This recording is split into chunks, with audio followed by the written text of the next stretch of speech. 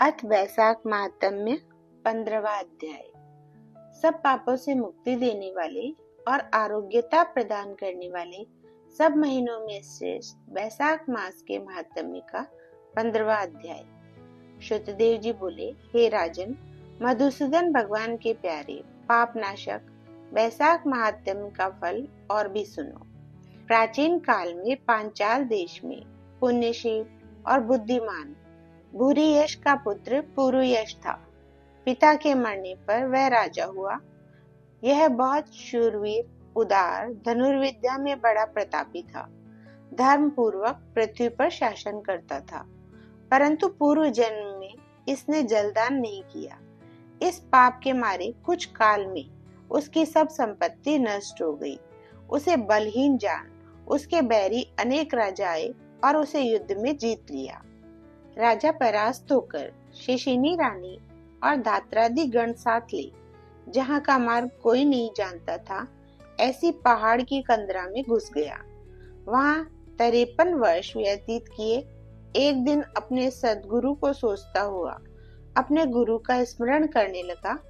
तब याज और उपयाज नाम के मुनीश्वर सर्वज्ञात राजा के पास आ पहुंचे। राजा उन्हें देख सहसा उठ खड़ा हुआ और भक्ति पूर्वक सिर झुका उनके चरणों में गिर पड़ा।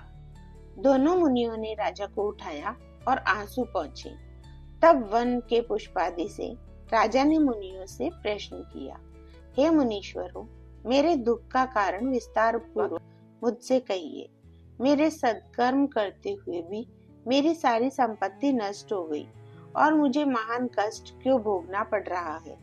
राजा के अत्यंत दुख भरे वचन सुन थोड़ी देर ध्यान कर वे दोनों मुनि याज और उपयास बोले, हे राजन सुन, तू पहले 10 जन्मों से अत्यंत घोर पापी व्याध रहा है। संपूर्ण जीव मात्र की हिंसा में तत्पर रहा था। तूने कभी भी विष्णु भगवान का न नाम लिया, न ध्यान किया और न उनको नमस्कार किया। हे राजन, ऐसे करते करते तेरे 9 जन्म बीत गए। फिर 10वें जन्म में तू सह्याद्रि पर व्याघ्र का जन्म धारण कर मार्ग के पथिकों को कष्ट देकर तथा गौड़ देश की प्रजा का मांस भक्षण करके समय बिताया करता था। मृग और पक्षियों के छोटे छोटे बच्चों का वध करने के कारण तेरे इस जन्म में संतान नहीं हुई। तूने विश्वासघात किए, इसी से तुझे सहोदर भाई नहीं मिले। मार्ग में यात्रियों को कष्ट देने से तेरे मित्र नहीं है। साधुओं का तिरस्कार करने से तुझे शत्रुओं ने पराजित किया। कभी दान नहीं दिया, इस दोष से तेरे घर में दरिद्रता आई। सदा उद्वेग कराने से तुझे देश निकाला हुआ। सबका अहित करने से तुझे अत्यंत दुस्सह दुख भोगने पड़े। सदा क्रूर कर्म करने से भोजन भी नहीं मिलता है। इन सभी कर्मों के द्वारा इस जन्म में तेरा राज्य छिन गया। अब हम तेरे सत्कुल में जन्म लेने का कारण बताते हैं। जब 10वें जन्म में तू गौड़ देश में था, तब पथिकों को बड़ा कष्ट दिया करता था। एक दिन कंटकमय वन में 2 वैश्य और कर्षण नामक मुनि वहां आए, जिनमें से एक वैश्य को तूने मार डाला और उसका सब धन छीन लिया, और दूसरा अपनी जान बचा अपने धन को कहीं लता पत्रों में फेंक गया। और कर्षण मुनि भी अपनी मृत्यु के डर से धूप में भागे तो तृषा और धूप से व्याकुल मूर्छित हो गिर पड़े। तब तूने वैश्य धन कहाँ पटक गया है, यह जानने के लिए कर्षण मुनि के कानों में फूंक मारी तथा कर्मी और कीचड़ मिले हुए गड्ढे के जल से उनके नेत्र धोए और पंखे से हवा करने लगा। तब मुनि ने स्वस्थ चित्त हो जाने पर और तेरे पूछने पर वैश्य का धन पेड़ों में फेंक कर भाग जाने की बात कही। तब तू मुनि को सुखपूर्वक चले जाने को कहकर गहन वन में चला गया। यद्यपि तूने अपने कार्य सिद्धि के लिए मुनि की रक्षा की थी, तब भी उस पुण्य के प्रभाव से तेरा जन्म महापुण्यवान विशाल राजवंश में हुआ।